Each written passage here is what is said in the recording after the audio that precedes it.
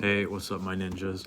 All right, so this topic is about how you are not going to go to heaven just because you are a Catholic, a Protestant, Orthodox, Seventh-day Adventist, or any version of Messianic Judaism. Because at the end of the day, if you're basing your doctrines on what men are telling you, that's not good enough. You are better to just be alone with your Bible than to go to a fake church and learn the wrong things. It's like in sports where it's always easier to coach someone, two people being equal, one who's completely green and the other person who's been playing the sport the wrong way for like 5 years. It's always better to go with the green person because they just pick up the right way right away. Whereas if you have to unlearn stuff, that's actually a big problem. So for an example, I will use the Joe Rogan show. Okay, so we have two people who say they're Christian who go on the Joe Rogan show. First, you have Wesley Huffington, as I like to call him.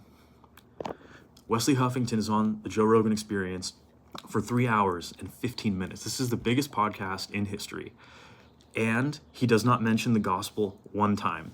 He is a Protestant, right? A Protestant Christian, yeah? And he's also getting a PhD on the Bible. And he doesn't give the gospel one time in 3 hours and 15 minutes on the largest podcast. Now, if it was a short interview, I would have some grace. Maybe if the podcast was like 30 minutes or even an hour, I could kind of be like, okay, you were there for a specific reason. I get it. 3 hours and 15 minutes, no one can talk to me for 3 hours and have me not tell them the gospel if they're not saved, or especially if they have the biggest platform. All right, so keep that in mind. Wesley Huffington, right? Christian, right? So terrible job. Okay, then you have Mel Gibson. Mel Gibson is a Catholic. Mel Gibson, my best friend is Catholic. Catholics worship idols. I have told him that before. But Mel Gibson did a way better job of explaining the gospel to Joe Rogan, you know? And so what I'm trying to say is that where you start out is not what decides where you're saved or not. What decides whether you're saved or not is if you actually obey Jesus, you actually have faith in him.